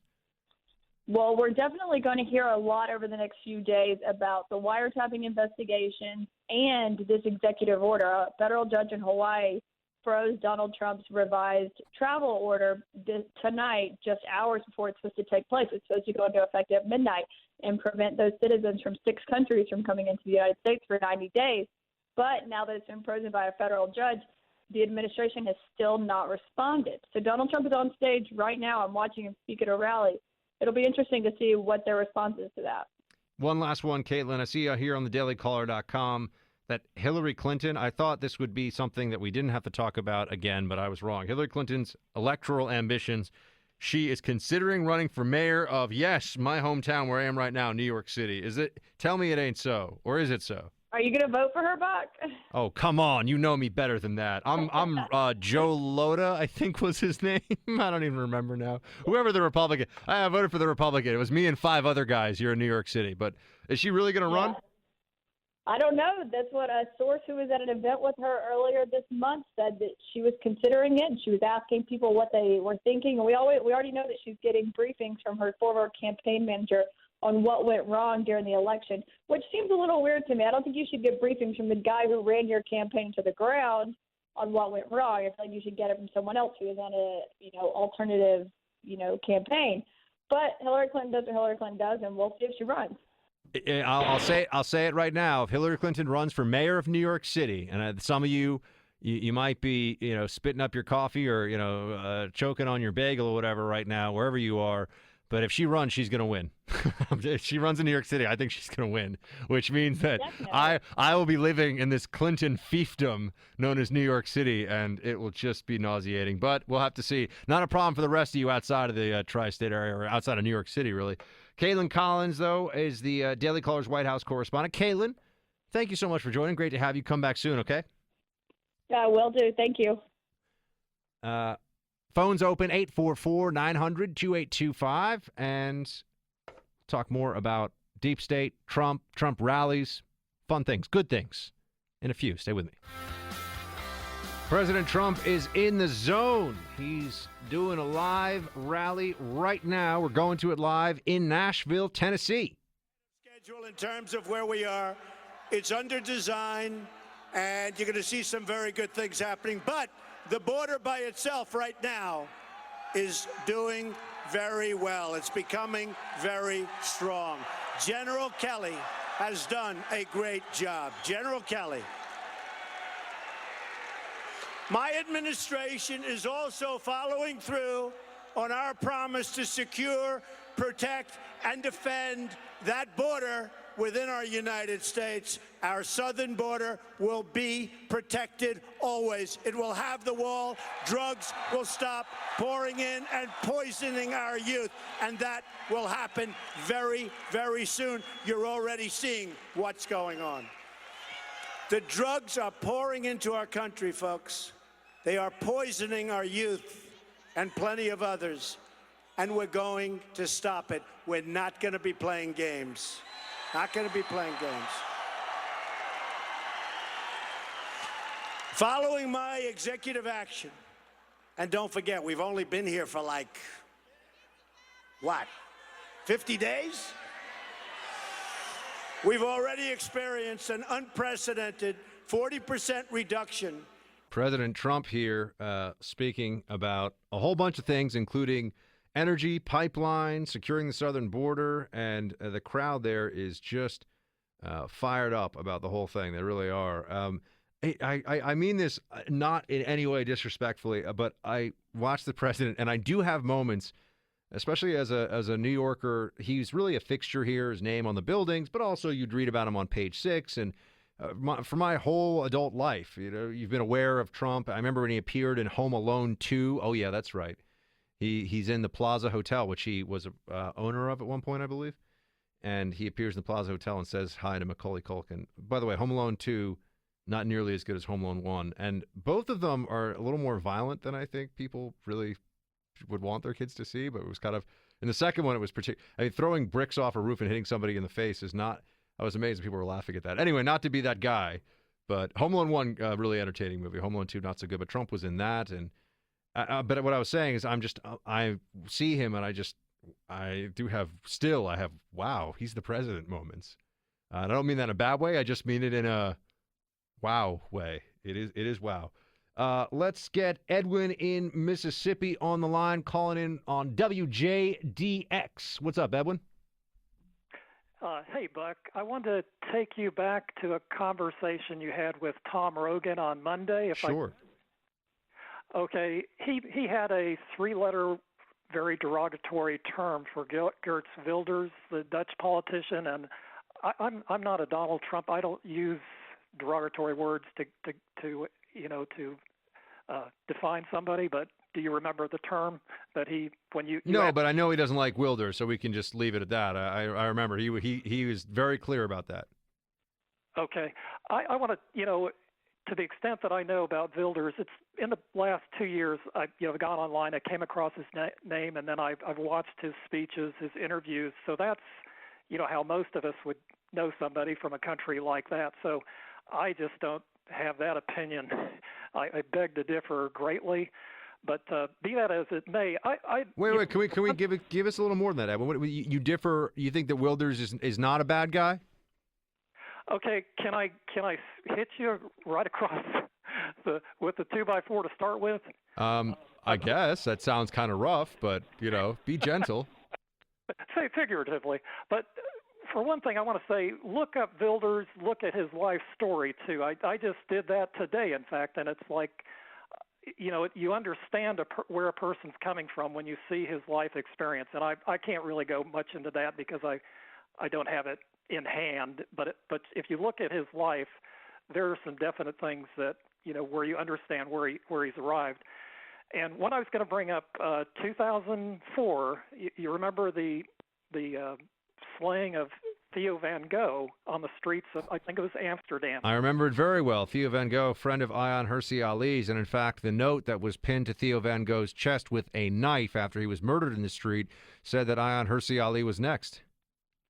Right, and where did she have to flee? To the United States, because the Dutch wimped out. They didn't want to provide her protection anymore. Her neighbors, I believe, even sued the government, saying she has to get out of here because she endangers all of us.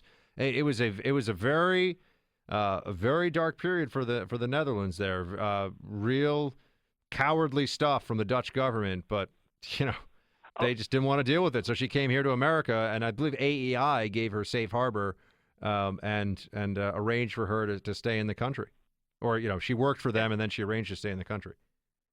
Right, and which brings me to when you look at Wilders, he has a 6-man plainclothes security detachment. He drives, he has to be driven in a armored car, and he's living in a state, secured house or whatever.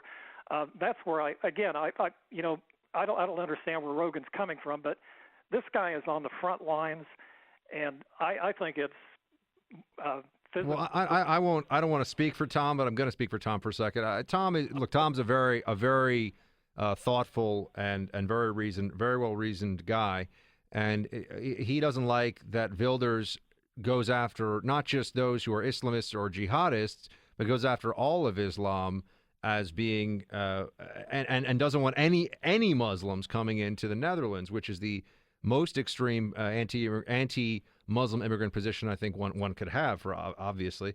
But I do also. I'm certainly more concerned about the political and social effects of mass immigration from disparate cultures, I think, than Tom is. But now I'm speaking too much for him.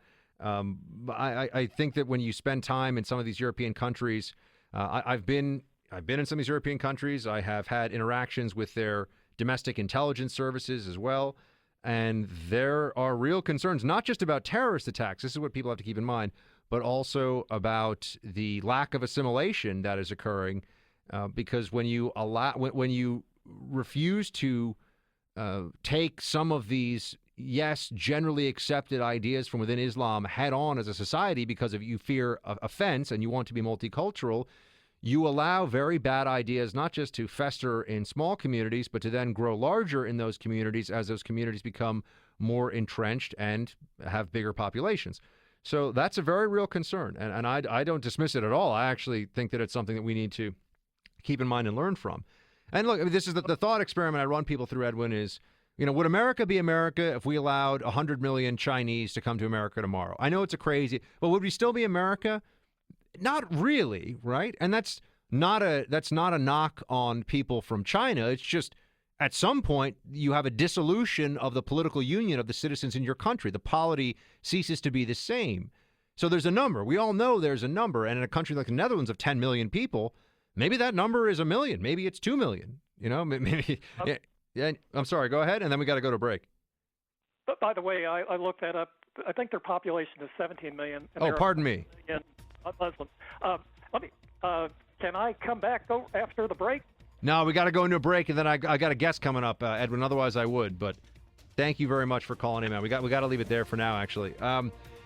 Thank you, though, for your time. Also, I would point out that there's only one, if we're really going to talk about this, there's only one religion where if you say the wrong thing, there's only one religion in the world that I know of right now where if you say the wrong things about that religion, you can have a credible fear for your life, that your safety can, in fact, oftentimes be in jeopardy, and it is Islam. So that is a distinction, and it's not a good one, that one faith tradition, one major faith tradition the world has that none of the others do.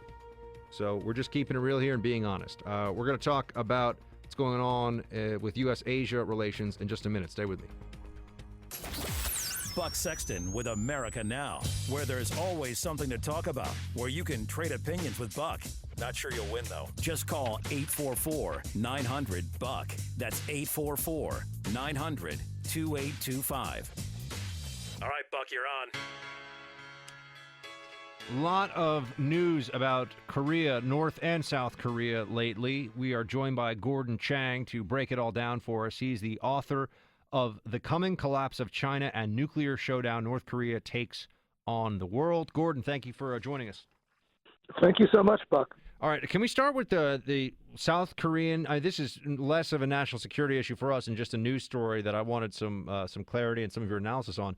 South Korea has had a premier kicked out of office and maybe facing criminal charges. What happened?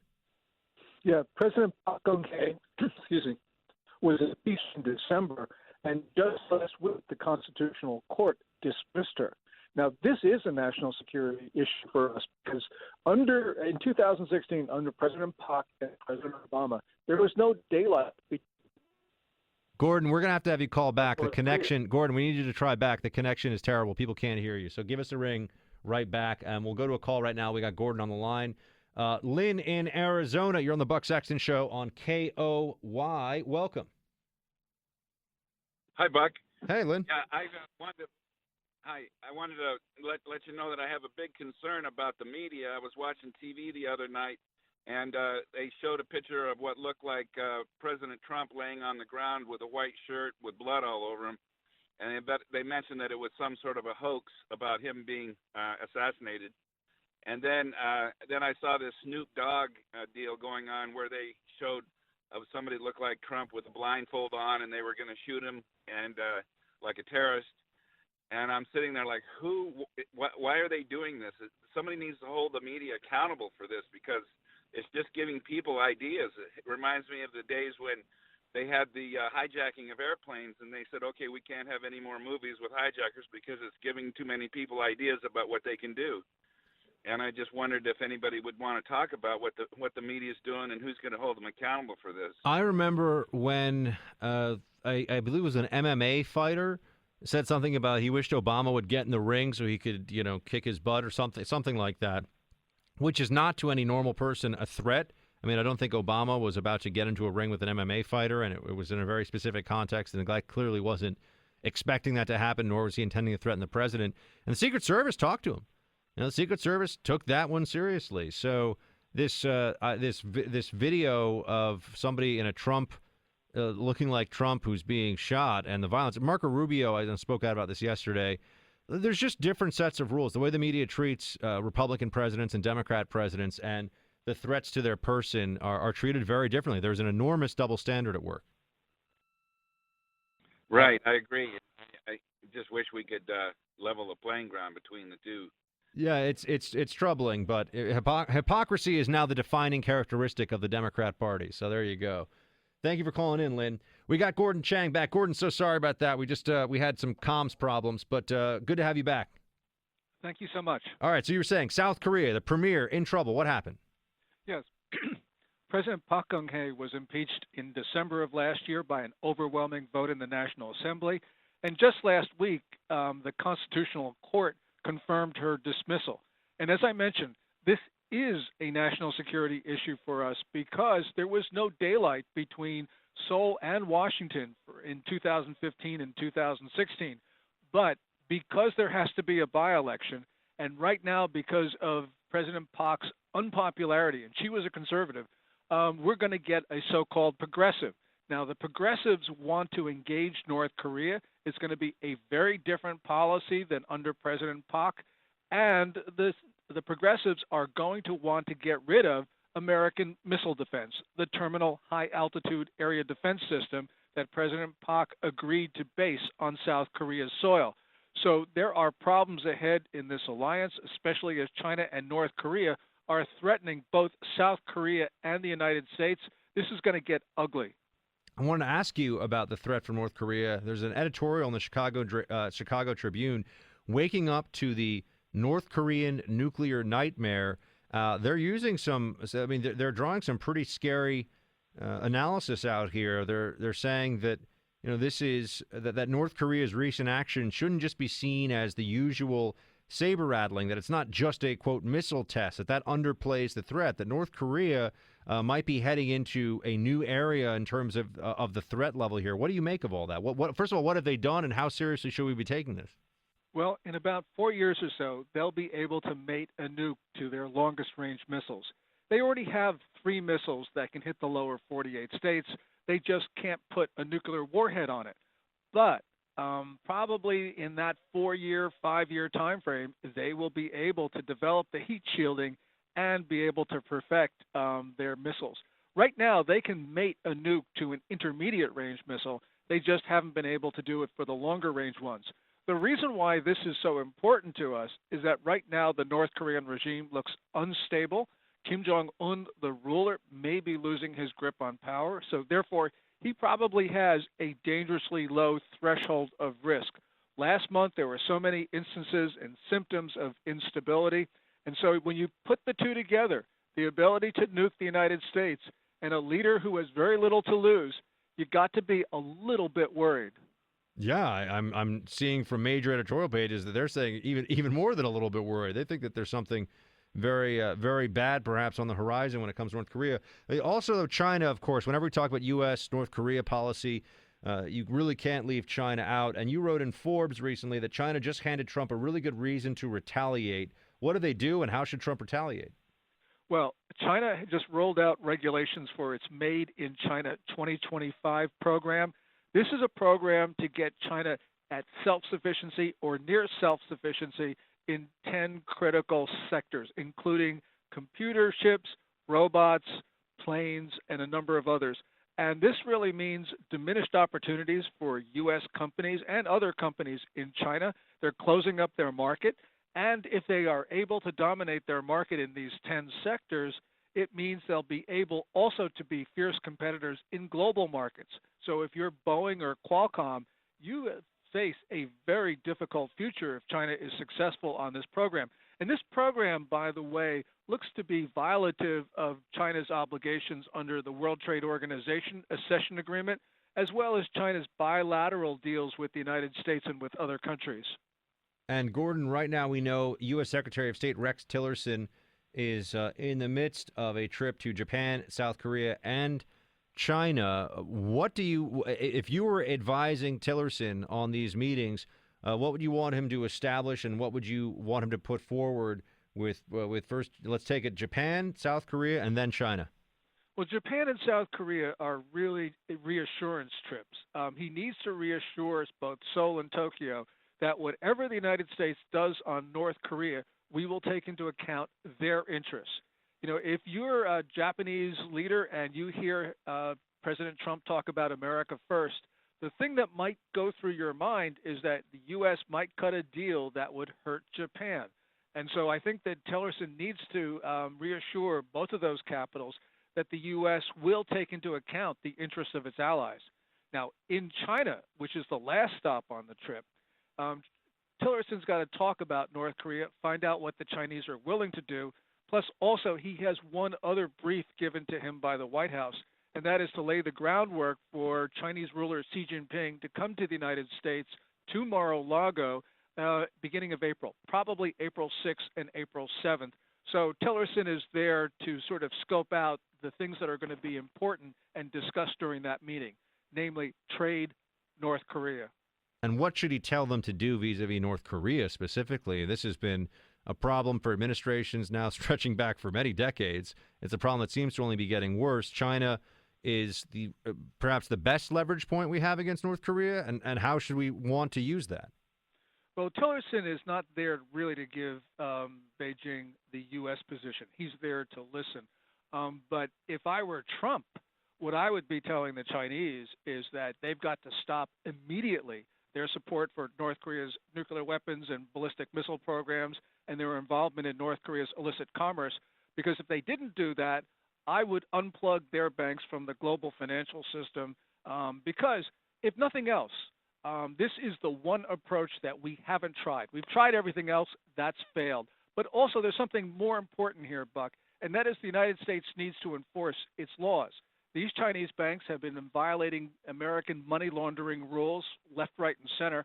And, either Trump unplugs these banks or he needs to go to the American public and saying, I'm seeking repeal of U.S. money laundering laws because I'm afraid of the Chinese. It's as simple as that. Gordon Chang is the author of The Coming Collapse of China and Nuclear Showdown, North Korea Takes on the World. He's also a Forbes contributor. Read his latest at Forbes.com. Gordon, always a pleasure, sir. We'll have you back soon. Thank you so much, Buck. 844-900-2825. You want to get in one last get in your say before we close up the show for today. Please do give a call. Also, if you're listening and you have not yet done so, even if you are a live listener, if you prefer to listen live, whatever your local station is, and we thank all of our affiliates across the country, but download Buck Sexton with America Now. iTunes allows you to subscribe, so you can go on iTunes, type Buck Sexton with America Now, and you can click subscribe. Also on the iHeart Radio app, if you do not have a local station where you can listen, you can always listen. As long as you've got cell phone or Wi-Fi connection, you're good to go. And with that, Team Buck, I will be right back. The deep state, talked about a lot these days. We should be careful in our usage of the term. Not that it's not useful for our discussions about what's happening with national security leaks meant to undermine the Trump administration, but we should try to keep some separation in our heads between the permanent unelected branch of government, the bureaucracy, and its political proclivities, the overall political direction of many people working in the bureaucracy, and those who work within the national security complex, work within the military, and perhaps have connections into major corporations and other centers of power who are working to subvert democracy. I'm not saying these are two different, they're somewhat related, but different things. I think of the deep state is a more pernicious and problematic and even illegal and anti-democratic situation, whereas the permanent bureaucracy, while annoying to us and something that must be addressed because so many of the federal agencies, in particular the regulatory agencies, have progressives in their ranks and also running them, at least until this presidency, that we have to keep an eye on that. But there is an important separation, I think, to keep in mind there. And remember, the deep state coming from, first referred to really in the Turkish context, the Derin Devlet. Derin Devlet is what it is in Turkish. That's where we get this concept. People also refer to it as a state within a state. But those are both problems that we are dealing with in this country. The deep state is a much smaller. I think the only real deep state actors that we've seen so far are a handful of probably former White House officials on the Obama administration, maybe with some friends in DOJ and the intelligence community colluding with them, but it's very small. So that's not really a deep state in the sense that they aren't going to overthrow the democratically elected government by force, but by propaganda they may try to undermine and destroy it, and that's what we've seen. So the Turkish deep states, they actually come in and say, sorry, we don't care who you elected or what the votes say. This is the way it's going to be. So that's a much more extreme thing. The permanent bureaucracy, that's larger and it's easier to just get lulled into a sense of it's not a big deal. But we have to address that as well because it is affecting our liberties. You have you have these regulatory agencies that are part of this hyper-regulatory state that are creating their own laws without any public oversight. And then you get into the debates that are happening right now, or the discussions right now, between, for example, Fox's Stuart Varney and Corey Lewandowski on the deep state and the NBC jihad. Whoa, taking it to 11 here. Play it. What do you make of that NBC jihad against your candidate, Donald Trump? What do you make of it? You know, it's amazing. All of a sudden, Rachel Maddow goes on and says that she's got the president's tax returns from 2005.